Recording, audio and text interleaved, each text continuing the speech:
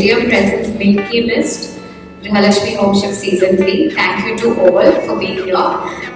So let's begin. All the best. എല്ലാവരും ഒരു കയ്യടി